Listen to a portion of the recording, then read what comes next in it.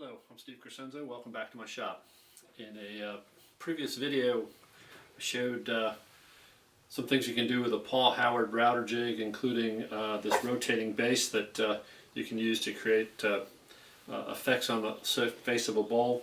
And a few weeks later I posted this piece on social media that this is done with a dual axis, turning it using the router jig, and I got a number of inquiries and questions about how this was done. So I'm going to show you a video today of all the steps involved in creating this this dual effect on this. And this is done with the router on two different axes, one cutting this way, one cutting this way. It's filled with acrylic. I used Alumilite on this one, and then sanded and polished. So just a quick word about safety of doing this. As we've talked about before, this operation, in addition to the hazards associated with just doing lathe work, you now have a router involved in this with a exposed bit. You want to make sure that you have your lathe unplugged while you're doing this work, that you have the router unplugged while you're adjusting it and doing the various adjustments needed to create the effects. And again, be aware that there is a bit out there that is rotating, that is exposed. So just make sure you understand what's going on. Again, eye guards, hearing protection, and just watch where you put your hands on this. And make sure you're comfortable with doing this. If you're not comfortable, then obviously don't do it. So briefly, the steps are: you start with obviously select a wood blank. This is a piece of mahogany, about 11 inches in diameter. I rough turned it into a bowl shape, mounted it on a chuck, and now it's mounted on a lathe. Using the router jig, cutting a series, the first pass of grooves in this. The next step will be to take these, fill it with acrylic, then remount it on the lathe, move the router jig over to the other side, and then cut the corresponding intersecting grooves on it, and then fill that with a second color, and then finish turning the inside. So I'm just going to cut the last two grooves on this side, and then we'll move on to the next steps.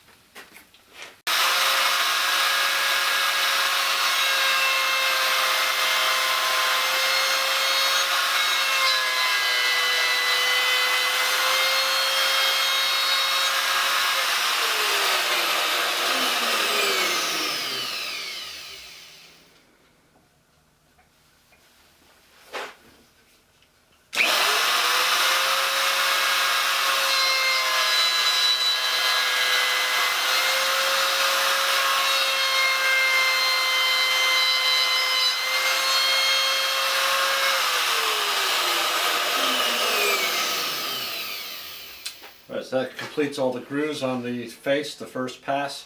We'll now take this over to and prep it for putting the acrylic in, and we'll show you that step as it comes.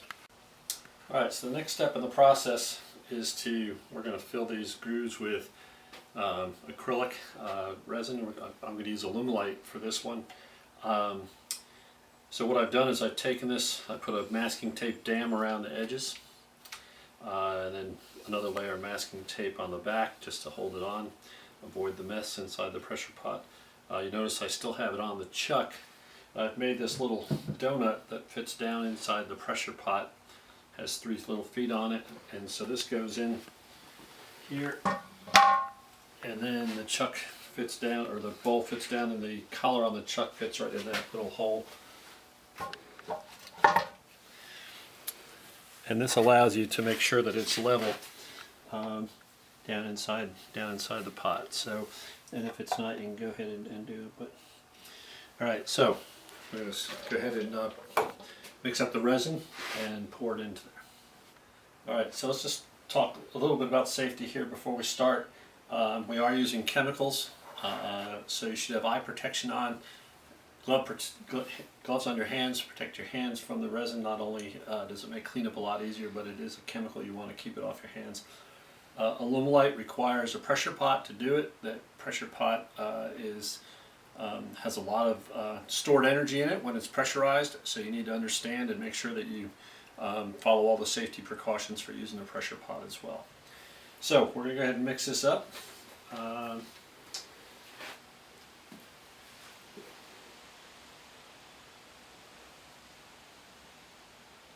going to use about 3 ounces of each A and B.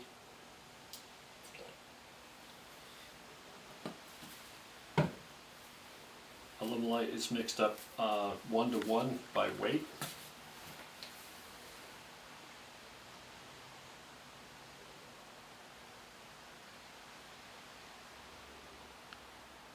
And this is Illuminate clear slow, so you have about 12 minutes total to work on it.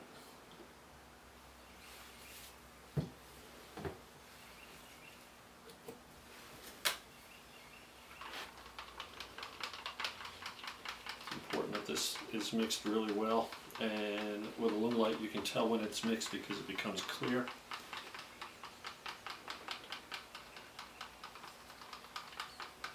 I do plan on using a blue dye in this, and I'm going to make, since this is going to have 2 sets of grooves cut in it, I'm going to make this the darker one, and then when I cut the second set of grooves I'll make that a little bit lighter.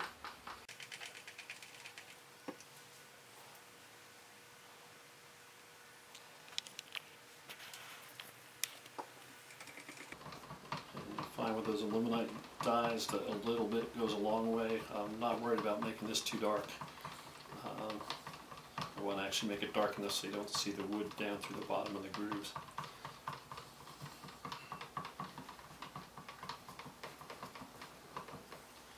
And just to give it a little bit of character here with the dye, I'm just going to put a little bit of pearl powder. Again, not very much, just the end of the spatula there, in there, and that'll just give it a little bit of depth.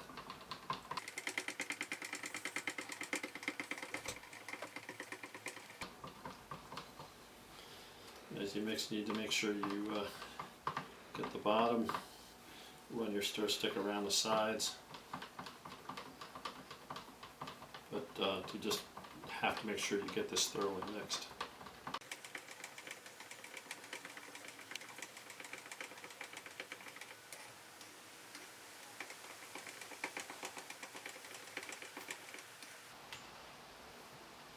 Look down in the top here, you can see down the effect of that pearl powder going in there. Alright, now I'm just going to take this and carefully pour it into the grooves.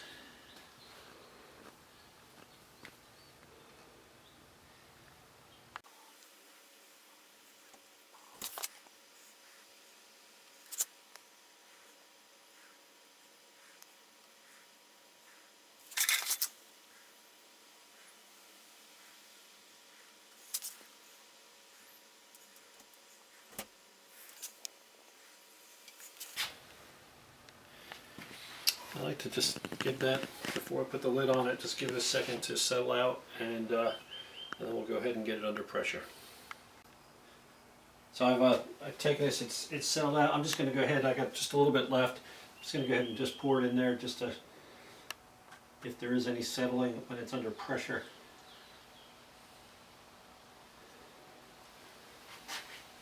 And we'll go ahead and get the lid on.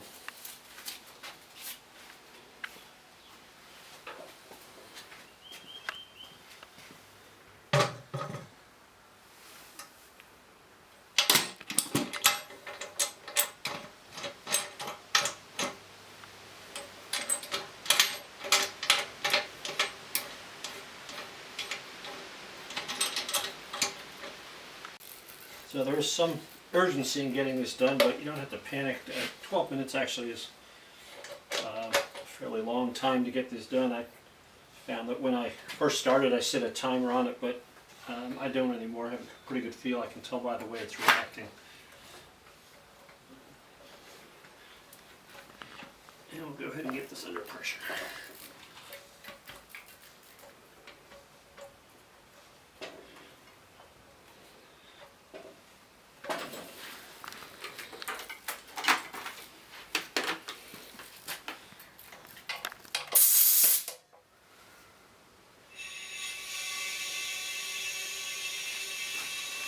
tend to pressurize slowly, so if there are any leaks in the pot, or it's not, it doesn't blow away the resin that's on the top of the platter there. All right, so we'll get this under pressure. We'll come back tomorrow and take it out, so hopefully it all works. All right, so the next step is took this out of the pressure pot. I just spaced off the front surface with a negative rake scraper.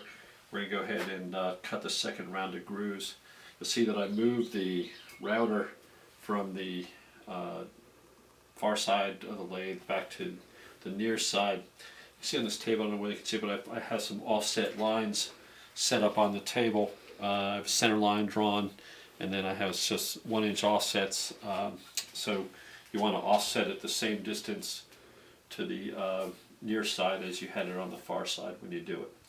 So I'll go ahead and cut some of these grooves now. One other thing I would like to mention is that I didn't show this step, but I did put this in the oven for a short period of time yesterday before I put the Alumilite in the grooves, and you really want to get surface moisture off the wood to keep the Alumilite from foaming.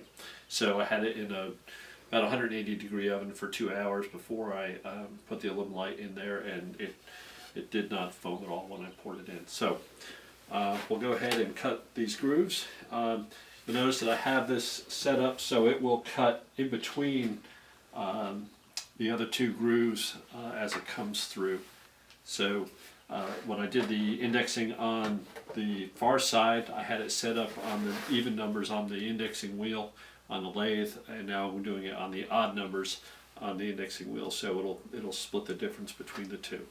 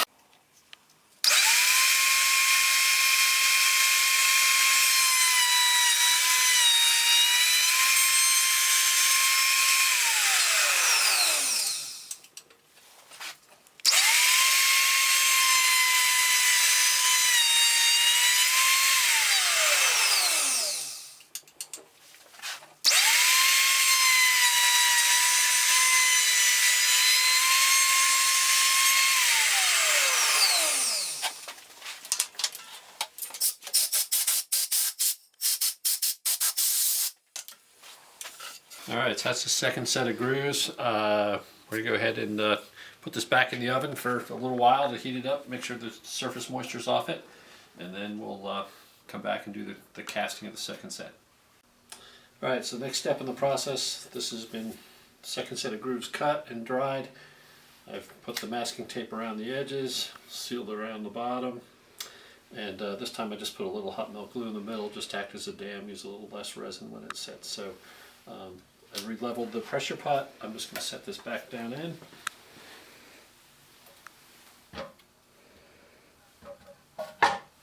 And then we'll mix up the resin for the next batch.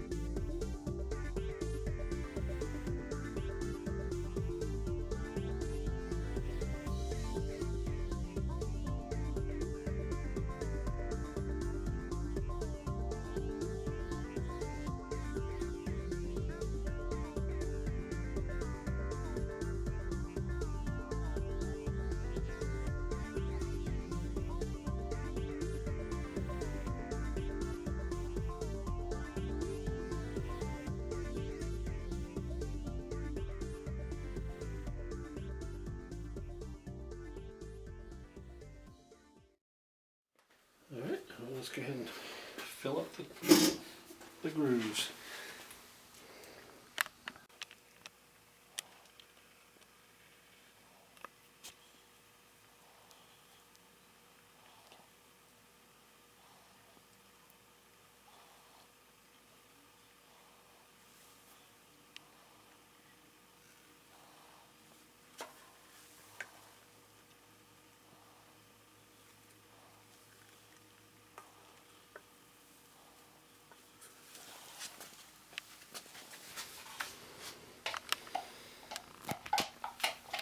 Alright, let's get this buttoned up under pressure again and come back tomorrow and see how we did.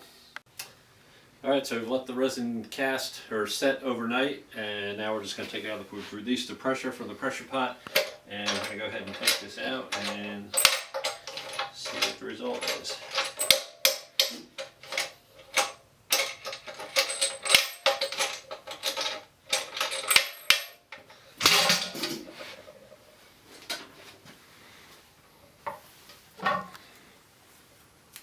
So you can see with the Alumilite there is just the moisture from the surface, the humidity in the air does cause some foaming.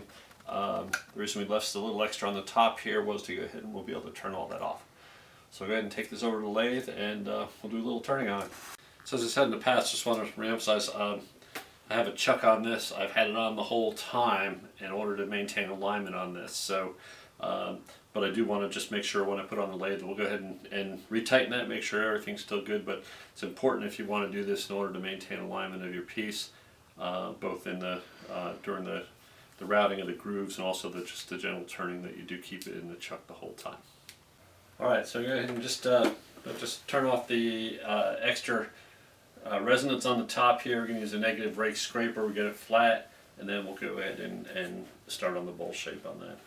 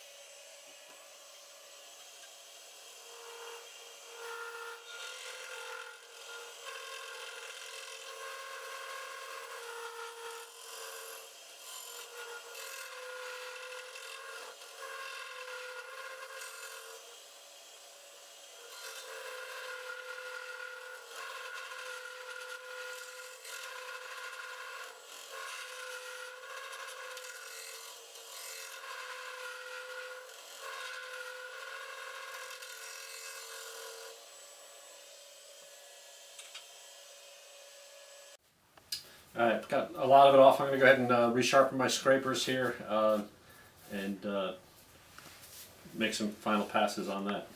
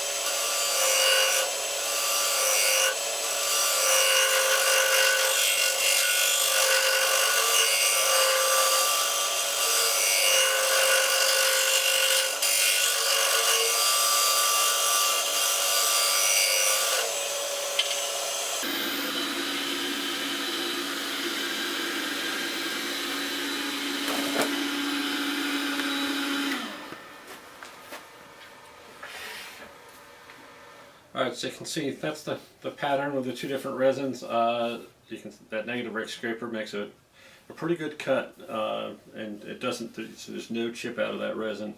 So what I'm going to do now, and I'll just start turning the bowl and show you how that works. I can feel, I'll go put a mark on here where I want about the top edge of the bowl to be, just based on my feel from the back side, and probably looking at the pattern as well. I think, somewhere around this intersection right here.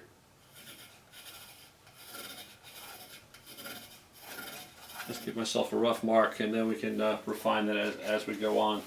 And I'm just going to do that with a bowl gouge, and I'll just start that, and then we'll come back later when it's finished.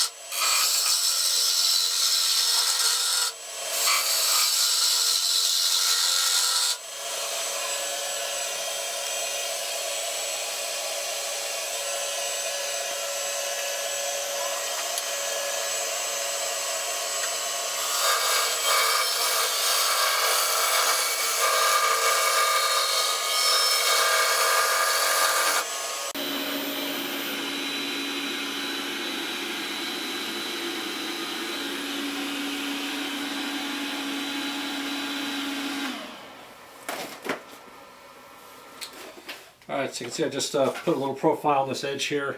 I'm going to continue turning this bowl, but what I wanted to demonstrate on this was the making of the crosshatch. So I'm going to go get this hollowed out and sanded, and we'll come back when we finish it up. Alright, so I finished turning it and sanded it. I sanded the inside of the bowl to 400, I sanded the outside to 2000 where the acrylic is. Just to give you a quick idea of what this is going to look like when I put a finish on it. Just rub it with some denatured alcohol, and you can see the effect of the acrylic in the rim. So I'm just going to take this now, turn it around, finish the foot using the vacuum chuck, and then we'll be ready for finish. Alright, so we're just going to use my vacuum chuck to hold this in there, and we're just going to turn the foot and create just a small recess on there. Just to be sure where we are, we'll check the depth and make sure we got enough to take this off.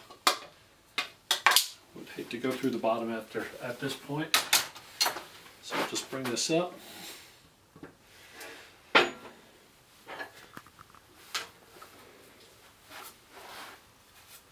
Looks like it's turning true.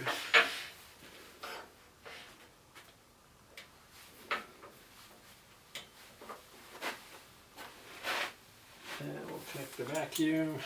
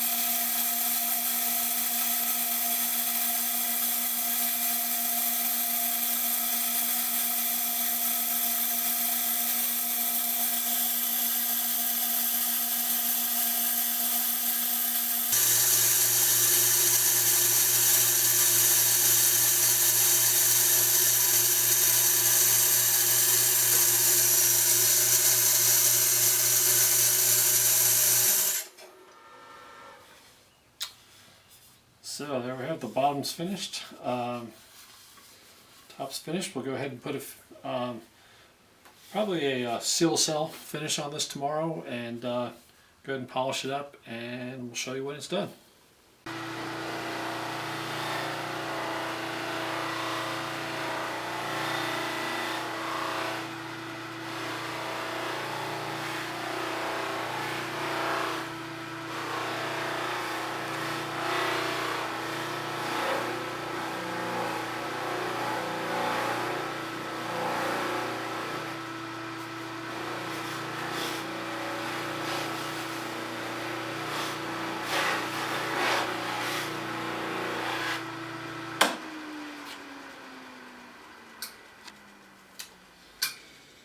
So this is the final product.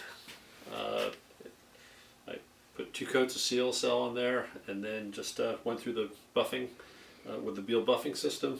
This final step is just a plain wheel with nothing on it, just to buff out the wax that's on it, finish it with the carnauba wax. So that's the product. We'll put a couple pictures at the end of this, so photographs of the piece. But happy with the way it turned out, and hopefully you enjoyed this video. If you have any suggestions for any future videos, things you'd like to see, just leave them in the comments, and we'll see what we can do to get your questions answered.